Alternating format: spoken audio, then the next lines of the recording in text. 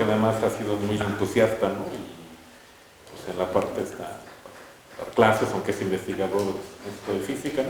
Y pues esta ocasión le invitamos y aceptó gustosamente para hablar del tema que está puesto ahí, ¿no? Pues que es el cartel que nosotros ponemos, ¿no? Ecuación de onda cuántica y relativista del fotón. Bueno, primero quiero agradecer a los organizadores de este seminario de física y cómputo por la oportunidad para hablar con los colegas y alumnos de la facultad sobre este tema. Entonces, el título es Ecuación de onda cuántica y relativista del fotón. Ha habido trabajos a lo largo de, yo diría, 8 décadas, ya van a ser 9 décadas sobre este tema. Uno de los primeros trabajos fue escrito por Landau y Peierls, y posteriormente, después de que empezó a desarrollarse la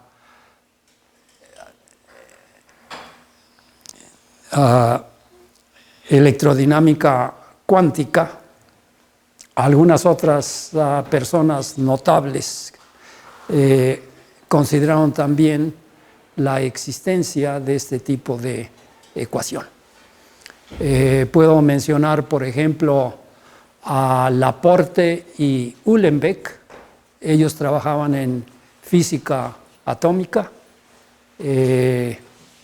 Un par de años antes, el trabajo de ellos es del 31, pero para el 27, Heisenberg y Pauli ya habían hecho su primera propuesta de la electrodinámica cuántica, y Dirac en el 28 había propuesto su ecuación de onda cuántica y relativista para el electrón. Con anterioridad, desde luego, Schrödinger en el 26 había propuesto la ecuación de Schrödinger, que es una ecuación de onda no relativista. Él había empezado con la versión relativista, pero como no pudo obtener el espectro y las del átomo de hidrógeno, entonces se fue a la versión no relativista, y en ese momento pudo explicar el átomo de hidrógeno como se conocía en ese momento. Pero para el 28, Dirac consideró una alternativa a la ecuación que había propuesto, de hecho, Schrödinger primero, o que analizó primero, pero como no le salió el átomo de hidrógeno, ya no dijo más. Pero en el mismo año, por una parte, Klein, y por otra parte, Fock, analizaron la ecuación que había considerado Schrödinger, y que posteriormente se vino a conocer como la ecuación de Klein-Gordon, porque Gordon la revivió también posteriormente. Entonces, para el caso del electrón, la ecuación que había propuesto Schrödinger originalmente es como la ecuación de onda clásica del electromagnetismo, con derivadas segundas con respecto a la posición y con respecto al tiempo. Y además para partículas con masa. Y a esas alturas, hacia los 30, pues ya se tenía la prescripción para construir ecuaciones de onda relativistas. La parte importante es tener la conexión entre la energía mecánica del sistema y sus formas de energía cinética y energía potencial. Entonces, para partículas relativistas con masa, esa relación es de la forma E cuadrada es igual a P cuadrada C cuadrada más M cuadrada C cuarta. ¿Sí? Entonces hay un término dependiente de la cantidad de movimiento y un término que es el cuadrado de la energía en reposo. Y esa suma de los dos cuadrados nos da la E cuadrada. Desde luego, en el teorema de Ehrenfest, Ehrenfest reconoció la conexión entre las ecuaciones de onda clásicas y las ecuaciones de movimiento clásicas y las ecuaciones cuánticas correspondientes, de reemplazar la cantidad de movimiento con el operador menos IH barra gradiente. Y por otra parte, la energía como generador de evolución temporal se tiene que poner como IH barra parcial con respecto al tiempo. Y por esa razón la ecuación de Klein-Gordon es de segundo orden, porque es E cuadrada y también con P cuadrada. Pero Dirac dijo, esa no me gusta, porque si va a ser invariante bajo transformaciones de Lorentz, yo necesito un hamiltoniano que sea lineal. Y entonces él propuso una ecuación lineal con este hamiltoniano de Dirac como operador, que tendría que ser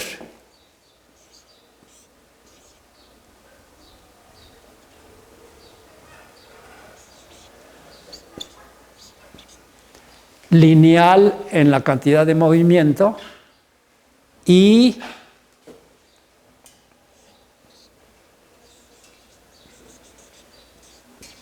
en la masa en reposo con coeficientes que llamó alfa X, alfa Y, alfa Z y beta para la energía en reposo, y desde luego aquí le pone la C para que tenga las unidades de energía.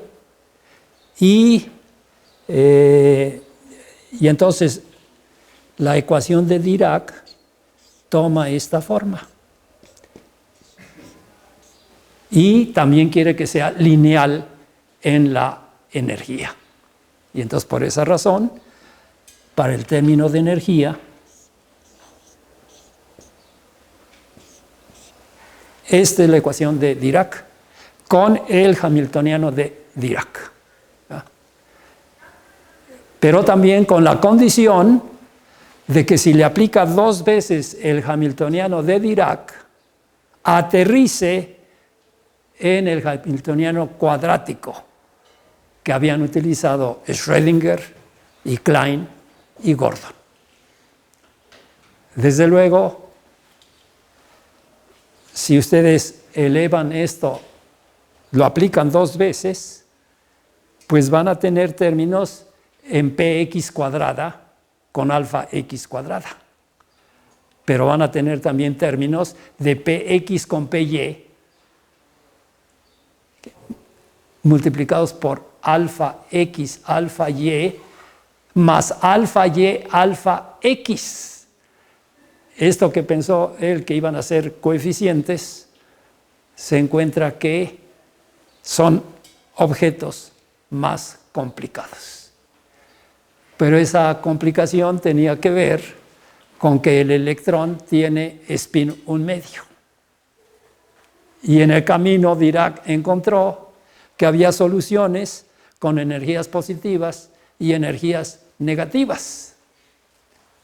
Su primer impulso fue decir, las de energía positiva valen para una carga negativa y las otras para una que tenga carga positiva.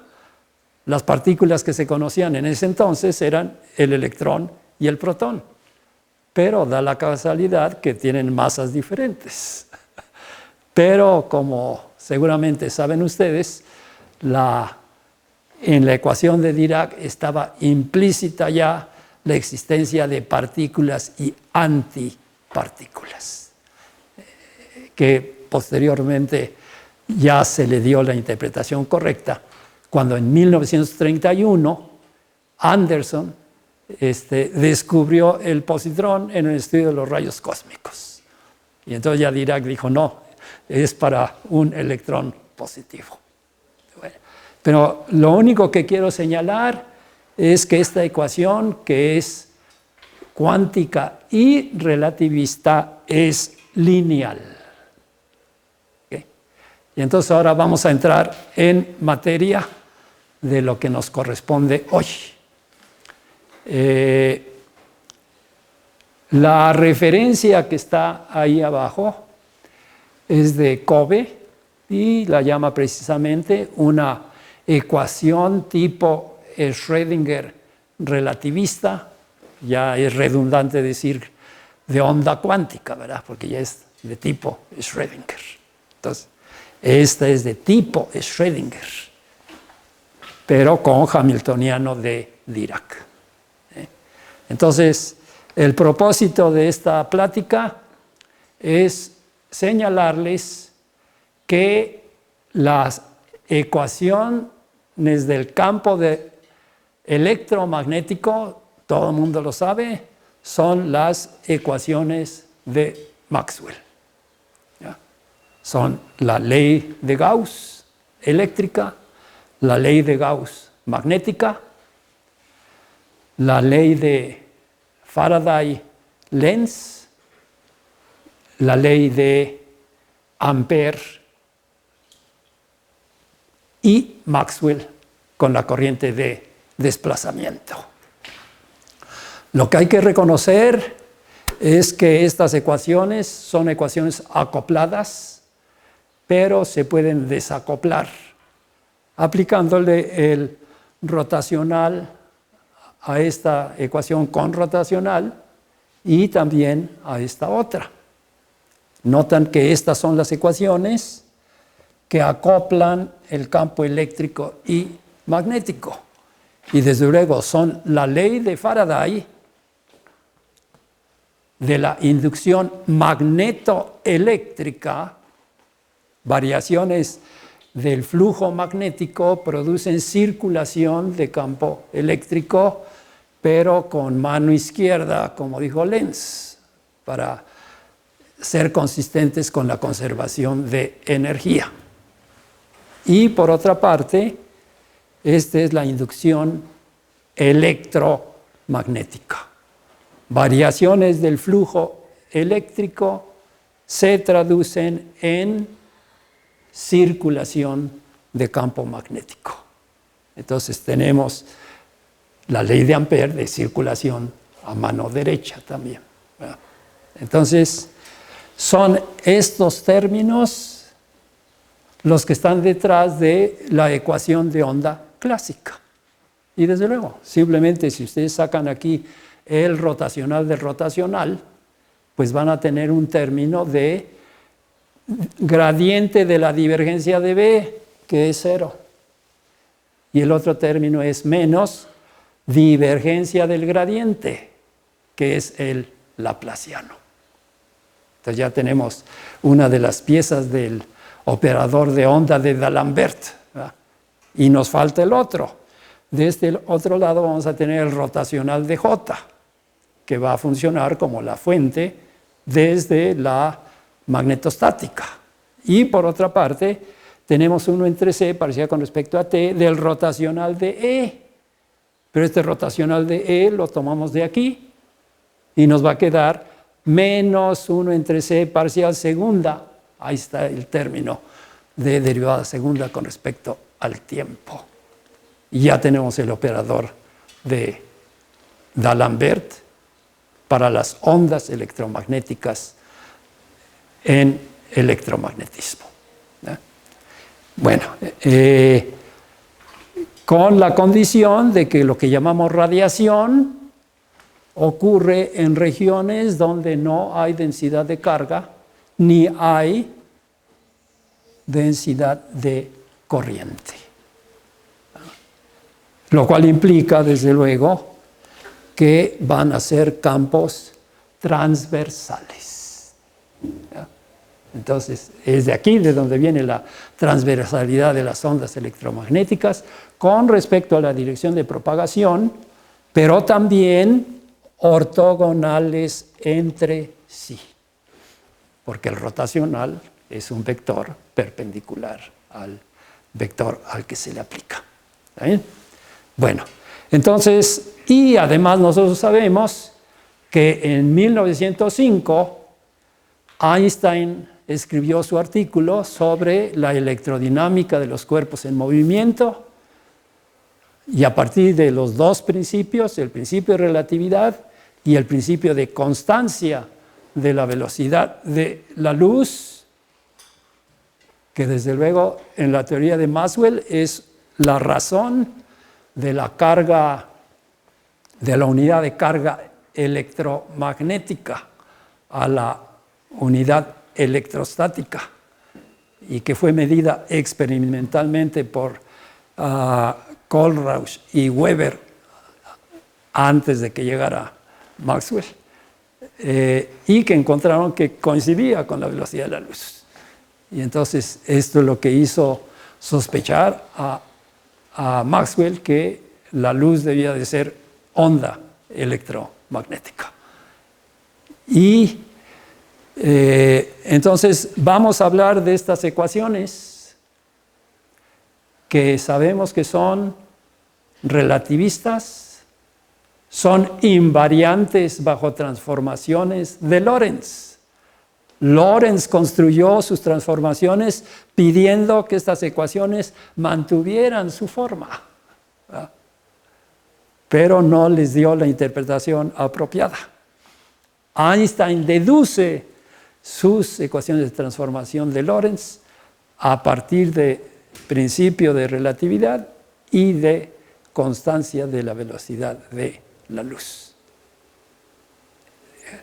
Bueno, entonces lo que voy a subrayar es que estas son ecuaciones, especialmente estas, son ecuaciones lineales en las derivadas espaciales y temporales. Y aquí tenemos el ejemplo de una ecuación de onda lineal en la P y por lo tanto en menos IH barra gradiente y en IH barra parcial con respecto a T. Entonces, estas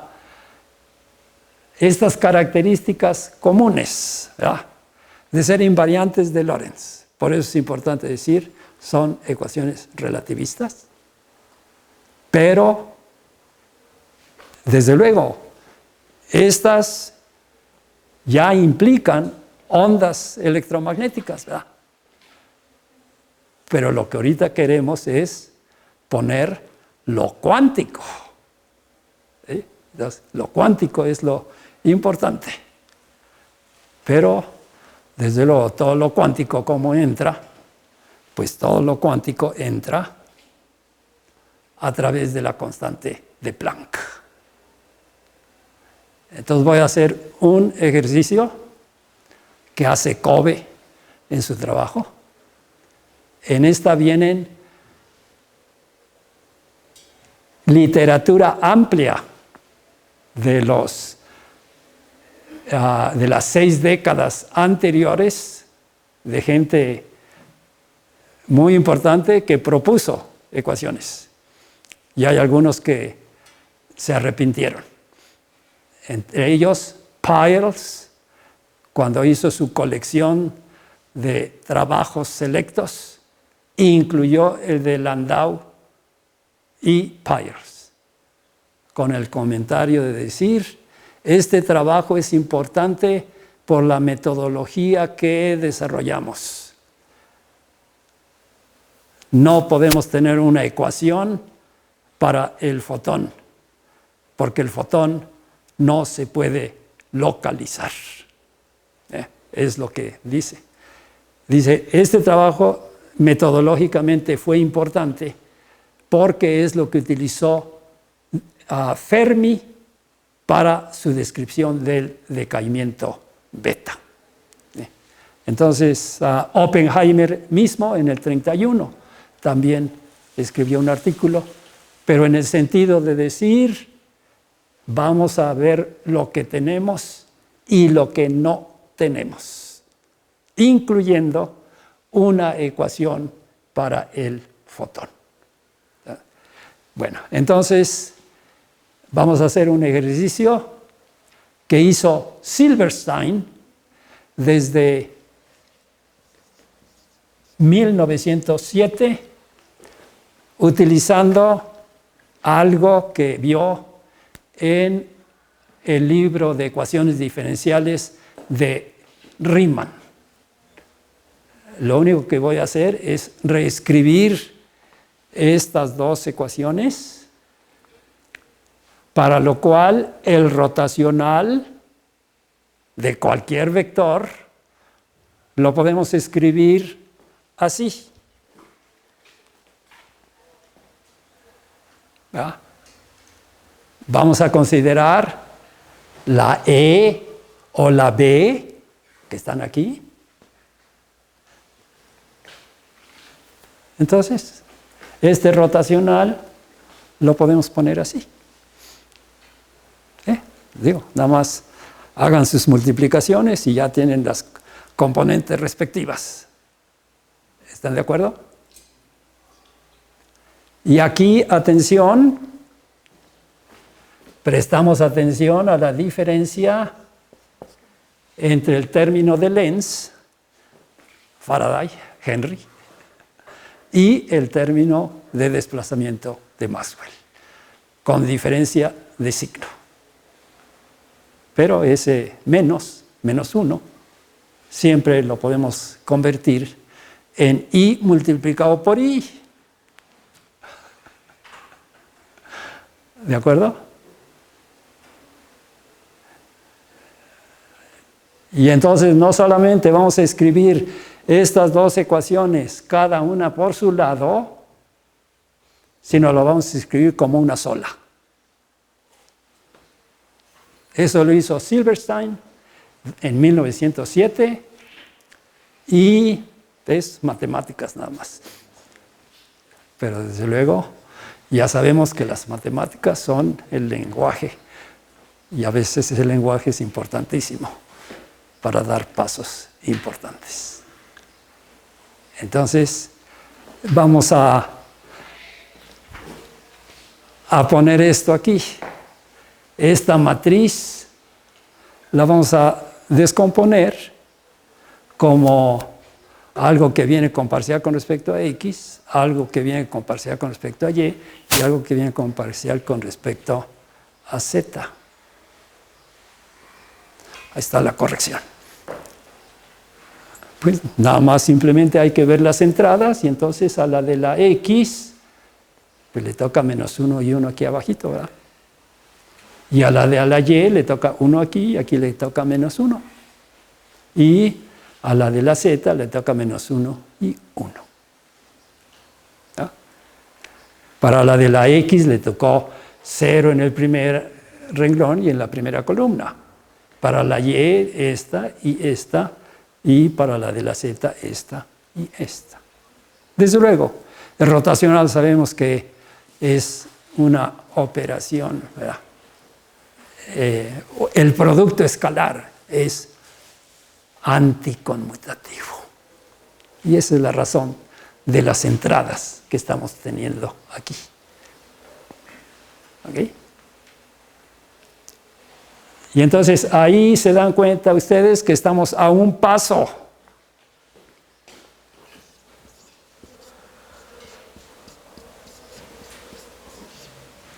Esta es la prescripción, ¿verdad?, de Dirac, siguiendo el consejo de Ehrenfest.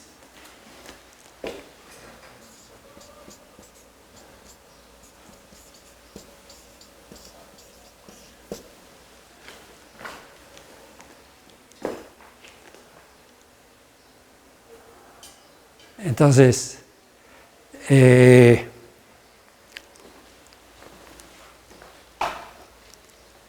desde luego aquí tenían una alfa también, ¿verdad? Entonces, Silverstein, bueno, es Covey quien lo hace así. Dice, yo tengo esto, pero ¿qué necesito hacer para pasar de aquí para acá? Pues lo único que tenemos que hacer es multiplicar por IH barra a la izquierda y IH barra a la derecha. Y esta C se la pasamos del otro lado. Y aquí ya está contemplado que le pasamos la C del otro lado y que ya la multiplicamos por la H barra, ¿verdad?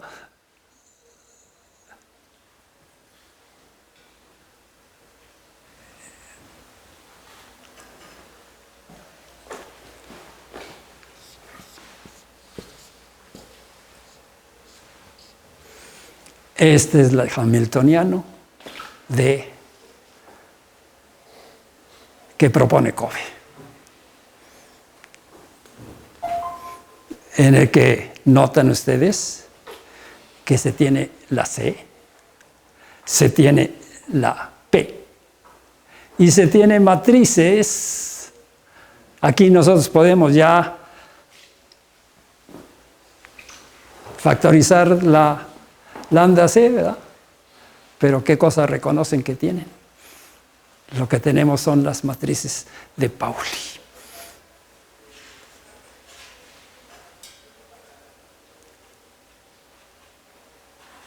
A estas matrices las podemos llamar ISX más JSY más KSZ.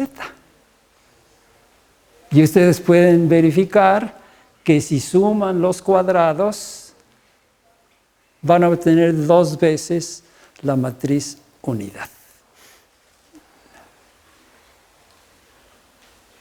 Pero ese 2 no es más que 1 por 1 más 1, en la que reconocemos que el campo de radiación electromagnética y el fotón tienen spin intrínseco de 1.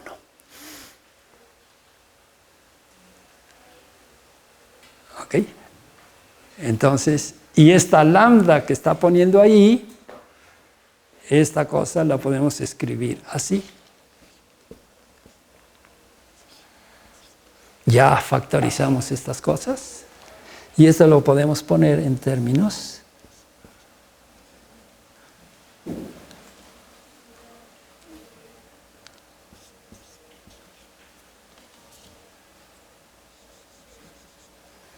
la I se la incorporamos a la S para que ya quede en términos de la matriz de Pauli de 2 por 2.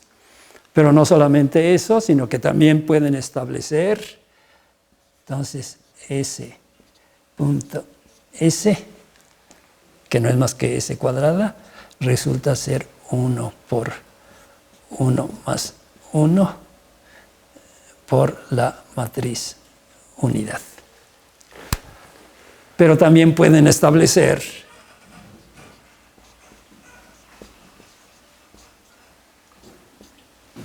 y desde luego recuerden que estamos hablando de operadores.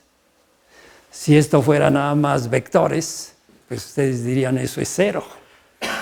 ¿Ah? Pero ya no son vectores, solamente son operadores. Y entonces esto nos da.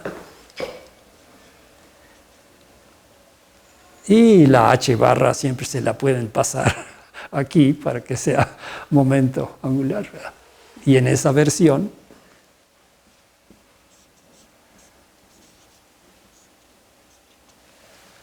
Esos no son más que las reglas de conmutación Lx, Ly menos Ly, Lx igual a IH barra LZ. Bueno, con S. Entonces, si esto se hubiera reconocido desde aquí, pero desde luego no había ninguna razón. La mecánica cuántica apenas estaba haciéndose. Debo decirles que esta es la tercera ocasión que estoy hablando de esta ecuación. Hablé sobre esta misma ecuación hace 2 semanas, 2 veces. El miércoles en el Sotero Prieto. Y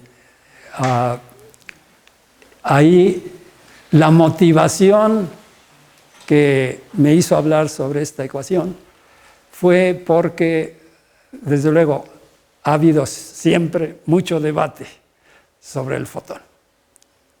Y entonces hay preguntas de, ¿existe una función de onda para el fotón? Y ya les dije opiniones de gente como Peierls, pero también de Newton, no Isaac, T.D. Newton, y Wigner, que usan el mismo argumento que utilizó Peierls. Y entonces, con respecto a estas preguntas, y desde luego, ¿y existe una ecuación de onda para el fotón? Bueno, aquí vienen referencias de intentos de ecuación de onda para el fotón. Déjenme escribir primero la ecuación de Silberstein, en la que simplemente no aparece la H, se queda a este nivel. Y entonces en ese nivel va a ser la S, pero sin la cis. La cis y la H barra vienen de lo cuántico. Y entonces viene así. Desde luego la pregunta ahora es, ¿y cuál es la función de onda? Pues la función de onda tiene que ser la E y la B, que precisamente Silberstein propuso ponerla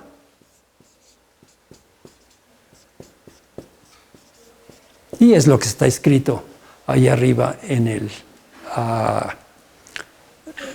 el resumen, ¿verdad? Y que es para que este signo menos ya desaparezca y se toma lo real y se toma lo imaginario. Entonces, esta es la función de onda. Y aquí de este lado es, pues lo que teníamos, ¿verdad? Esta.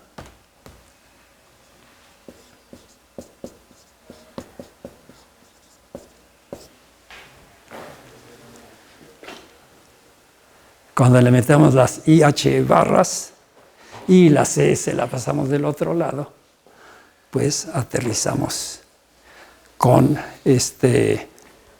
la ecuación correspondiente para esta.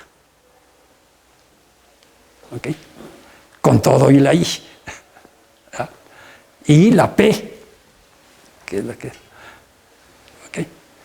Entonces, déjenme ahora discutir un poco las condiciones que le vamos a pedir a las soluciones, ¿verdad? Si a esta yo le llamo psi, bueno, ya en su versión así, como vector, ¿verdad? Entonces esta tiene que ser igual a IH barra parcial con respecto a T, con su psi así. Con un hamiltoniano que es lineal, ¿verdad? que es lineal.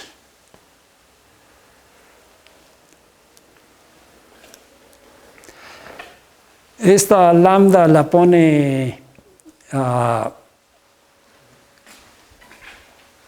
Kobe, diciendo esta lambda va a ser simplemente más 1 o menos 1. Desde luego, esta ecuación admite soluciones de onda plana, ¿sí? O sea, e a la i omega t, a la menos i omega t. Y del otro lado una e a la i a p punto r. Pero desde luego hay que recordar que está esta. Pero esta alfa también resulta ser matrices de 4×4, ¿verdad? Y para las partes espaciales tienen a la sigma de Pauli de 2×2 y también aquí. Y para la beta es una matriz diagonal con 1 y menos 1. Y esa es la que lleva a distinguir entre las de energía positiva y las de energía negativa. Entonces, aquí tenemos esto con este tipo de hamiltoniano.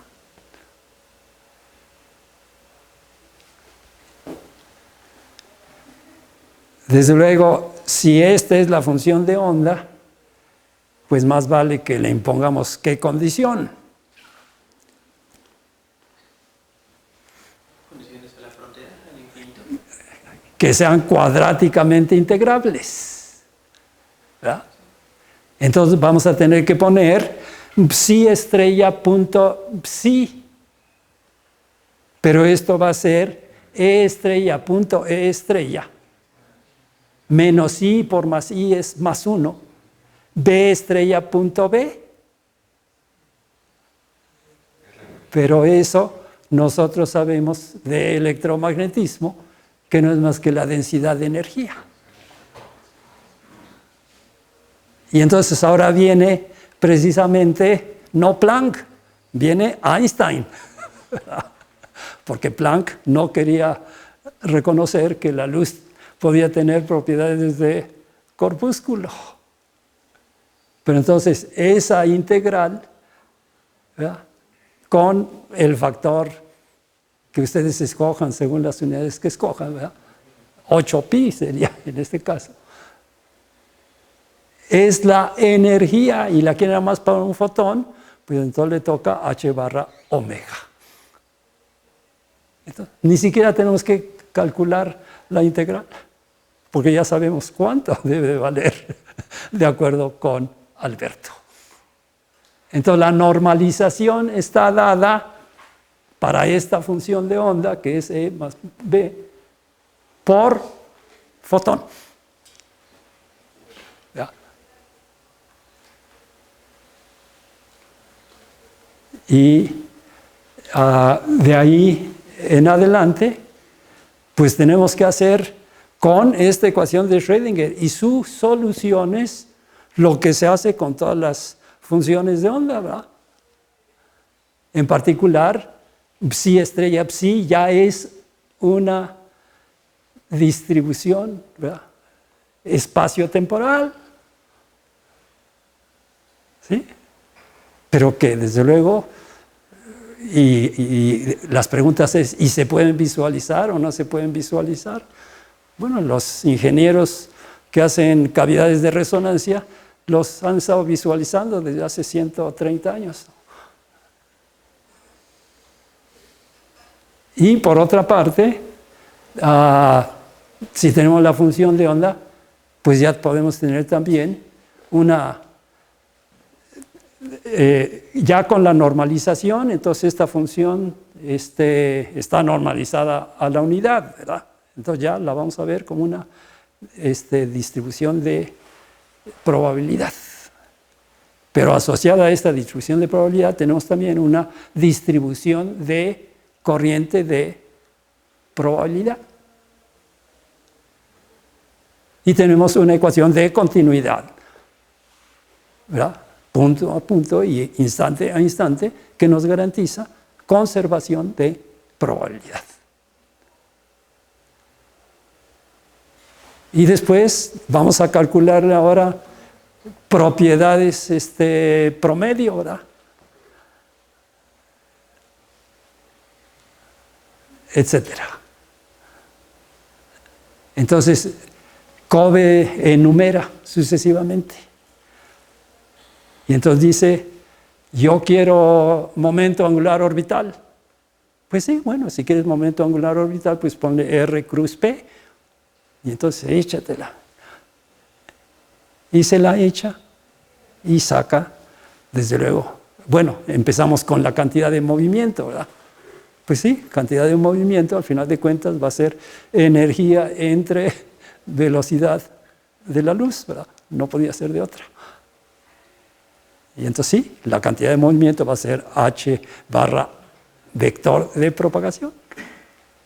En estas ecuaciones de Schrödinger están metidas hipótesis de de Broglie, ¿verdad? Aunque no tenga masa, tiene cantidad de movimiento y tiene su longitud de onda perfectamente definida. Y también tiene su momento angular orbital, pero también tiene su momento angular intrínseco. Pero esta cantidad adicionalmente se tiene también en el caso de electrones. Y si quieren hacer la cosa más comparable, la ecuación de Dirac se puede especializar, se especializó al caso de fermiones que no tengan masa, como los neutrinos. Weil para el 29 ya tiene una ecuación para los neutrinos. Y Pauli le hizo burla. Le dijo, esos no conservan paridad, entonces ¿para qué los quieres? Pero 30 años más tarde, Pauli se tuvo que tragar sus palabras, porque se demostró que la paridad no se conserva en las interacciones débiles. Entonces, Pauli hizo muchas cosas buenas y puso muchos peros, y posiblemente sus peros estaban muy justificados en su momento. Pero no fue la única vez en que criticó a alguien que después resultó ser válido. Entonces, ¿qué horas son? Faltan 10. Faltan 10. 10 minutos. Voy a señalar, desde luego, los que estén interesados, los invito a que lean esto. Yo, por primera vez, porque apenas estuve consciente de estas cosas, ya lo incorporé en mi curso de matemáticas avanzadas de la física. Pero creo que es un buen tema de decir, ustedes ya saben el electromagnetismo, y el sistema más cuántico, más sencillo, el que nos abrió la puerta a lo cuántico fue la luz, ¿verdad? Y esta ecuación, sus soluciones son de primer orden, son más fáciles de resolver que las que son de segundo orden. Entonces, este es un buen camino, ya estoy hablando con los colegas y los alumnos de la facultad, de decir, pues vamos a entrarle a la mecánica cuántica por este lado también. ¿Sí? Bueno, entonces doy por terminada mi presentación y espero que haya preguntas y comentarios.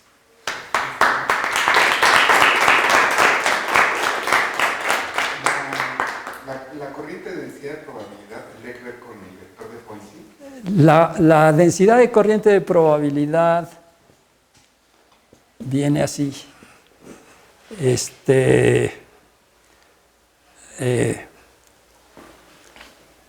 Tiene que ver con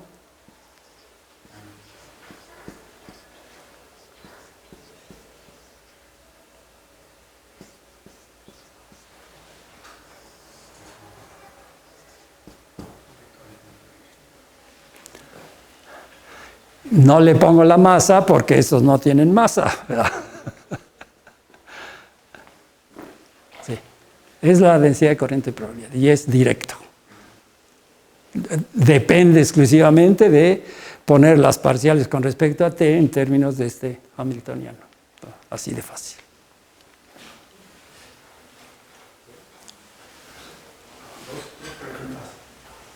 Todo esto es para vacío, ¿verdad? No hay Rho ni J. ¿Perdón? Rho y J son cero, ¿verdad? Todo esto, no hay medios materiales aquí. Esto es en el vacío, En el vacío solamente. pero te puedo mencionar que una de las referencias es de Bialyniski-Virula, quien en el 95 escribió un artículo tanto para vacío como para medios materiales, a través de constante dieléctrica o permitividad eléctrica y permeabilidad magnética. Pero también Virula dice, como complementos de E más IB, tenemos también P más IM. Y entonces vale la pena estudiar esto de primeros principios. Como caso lineal. En vez de que sea, no, ahí estás en libertad de decir cómo que es tu P y cómo que es tu M. ¿Sí? Entonces yo creo que hay trabajo por hacer. ¿Sí? Debo de mencionar que en el seminario que di para el seminario Sotero Prieto, era principalmente para tener respuestas a muchas preguntas que se han hecho, pero también incluí información sobre experimentos que se han estado haciendo desde hace 30 años, ¿verdad? Y en el que, por ejemplo, en física atómica se han estado haciendo experimentos en los que se dice un solo fotón es el que ha intervenido. Y son experimentos que se han hecho en cavidades de resonancia. ¿Verdad? Y ahí, desde luego, es muy importante reconocer que la distribución de campo dentro de la cavidad, pues es el que salió desde aquí, ¿verdad? Pero también hace 3 años, no, ya son 4 años. Hace 4 años hubo un artículo en Nature Communications sobre un polaritón plasmónico superficial en un alambre de longitud micrométrica y radio nanométrico. Este experimento es muy bonito porque ponen este tipo de alambres de plata o de platino, embebidos en un dieléctrico con alta constante dieléctrica, para garantizar que el campo radial se va a ver atenuado. Y entonces tiene básicamente un sistema unidimensional. Y entonces esto va en el interior de un microscopio electrónico. La pieza clave de ese experimento fue una línea óptica en la que primero mandan a láser ultravioleta para expulsar los electrones del cañón que van a hacer la exploración del campo de radiación polaritónico. Y después, con un retraso apropiado, que es lo que le toma tiempo a los electrones en viajar, excitan a los alambres. Esto los colocan en un portamuestras de grafeno, porque se calientan mucho. Entonces el grafeno es bueno para absorber el calor que se está liberando. Y entonces se produce la excitación. Y entonces lo que dicen en el boletín de prensa, porque es lo que ahora se estila, primer experimento en que se detectan en el mismo experimento la cuantización y el patrón de interferencia del alambre. Entonces, los electrones, al pasar por el campo electromagnético, pueden calcular cuánto vale QE, de cuánto es la patada que le dan a cada electrón que pasa por las diferentes partes. En los nodos no les toca, pero en los otros les puede dar patada de te voy a acelerar o te doy patada que te voy a frenar. Utilizan lo que se llama espectroscopía de pérdida de energía electrónica. Entonces, el haz de electrones sigue hasta allá abajo y allá abajo, antes de la salida, hay un campo magnético uniforme que los va a separar de acuerdo con sus cantidades de movimiento. Y a la salida hacen dos cosas. Le toman la foto y también les determinan cuál es la cantidad de movimiento que tienen o la energía que ganaron o perdieron. Y resulta que son múltiplos enteros de H barra omega para la transición polaritónica correspondiente.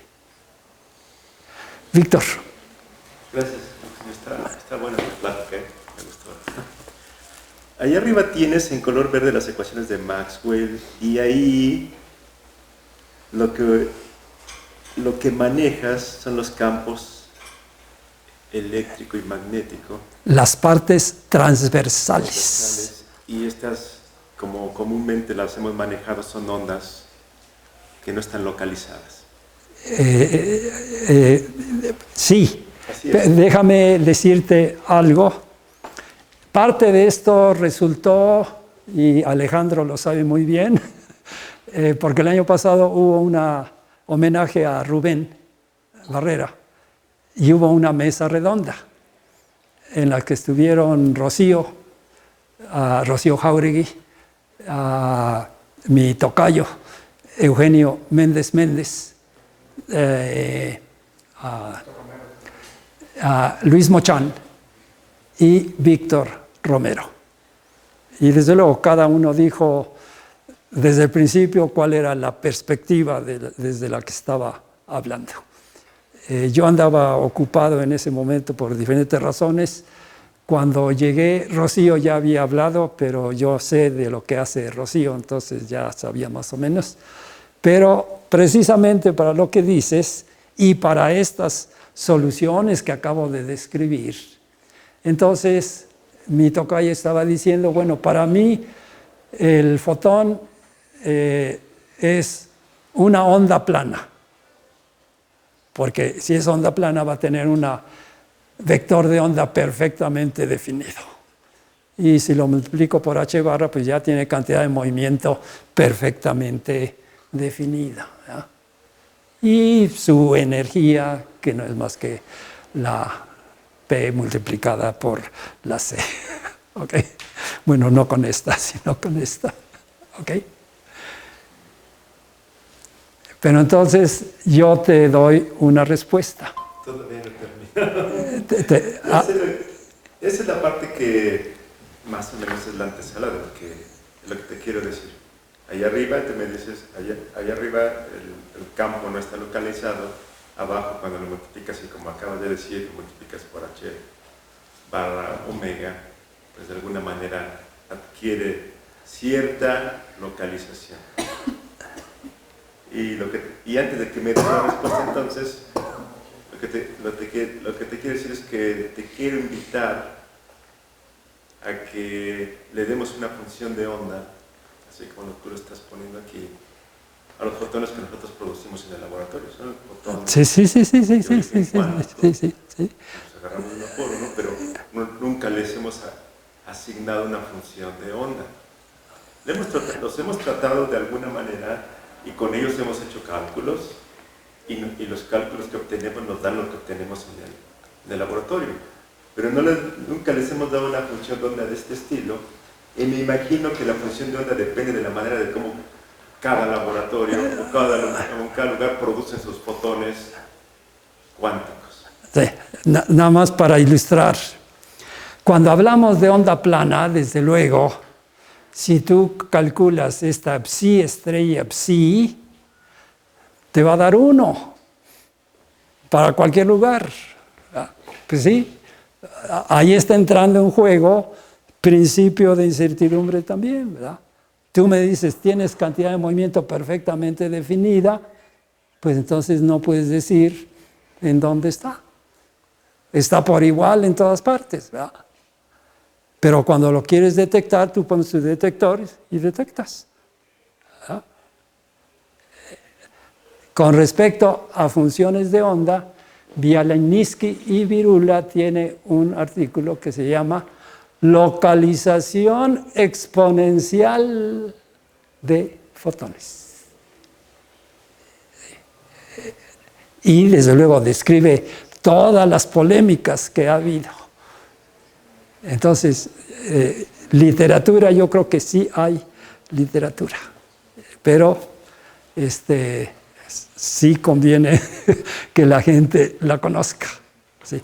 Debo de decir que yo sabía que existía este trabajo porque yo escuché a Kobe en el Instituto de Física Teórica en Sao Paulo, Brasil, en el 95.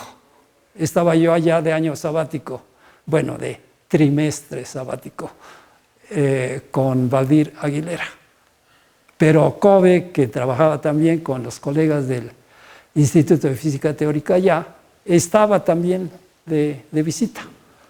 Entonces, uno de los seminarios que hubo fue el de Kobe, con este título, de nada más la primera parte. Lo de la segunda cuantización ya no da tiempo para cubrirla en una sola, ¿no? Pero era la primera parte. Era ecuaciones de Maxwell en forma de ecuación de Schrödinger. ¿Ya? Y es lo que he tratado ahora.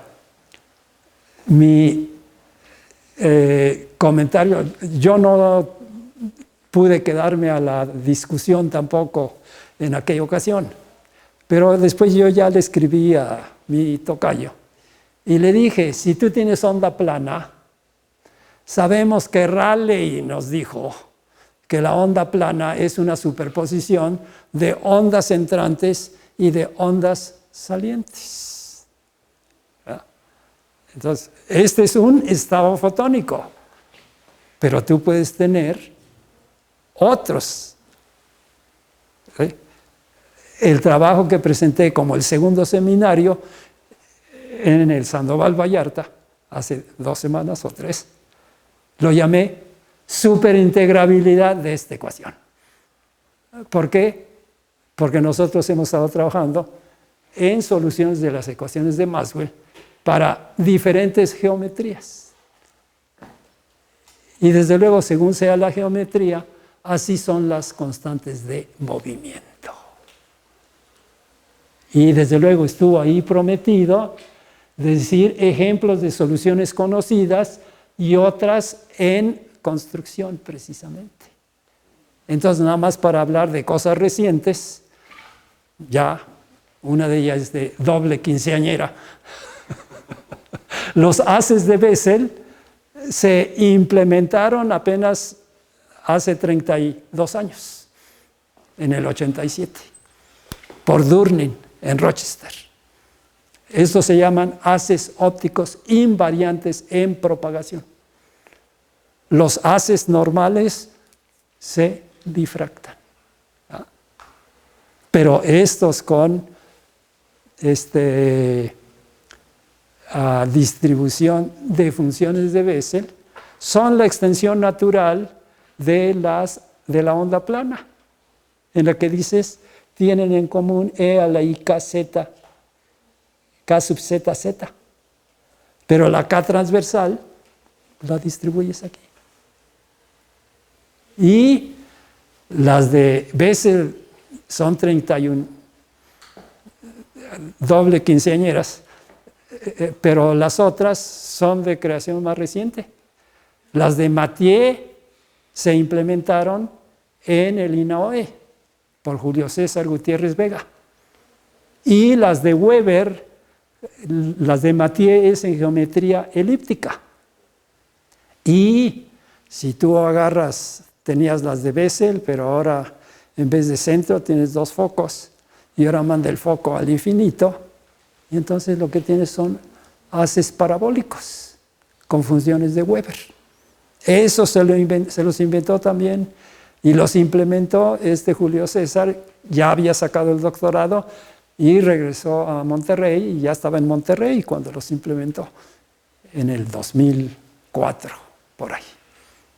Entonces, estos son estados, soluciones de la ecuación de Maxwell, pero por continuación, no es continuación analítica, nada más por multiplicar por H barra, son estados fotónicos. Y yo creo que si le buscan por ahí, van a encontrar. Y creo esto de la parte experimental también es muy importantísimo. ¿Sí? Porque muchas veces los debates se van un poco por lo que, bueno, es que Wigner dijo, ¿verdad? Y si Wigner dijo, pues ya está, ¿verdad? Ya no hay que decir más, ¿no? Pero sí. ¿Sí? Entonces yo creo que cuando estaba yo decidiendo de darlo o no darlo, lo que hice fue que cada vez que me encontraba alguno de los colegas yendo o viniendo del instituto para acá o yéndome a la casa y me los encontraba, me encontré a Pablo Barberis y entonces le dije, ¿conoces una ecuación de onda cuántica y relativista? Le digo, sería interesante que te platiqué. Dice, no, sí, cómo no. Entonces, por eso decidí y pensé que en la facultad pues también es importante que compartamos esta información. Bueno, si no hay más preguntas, pues muchas gracias.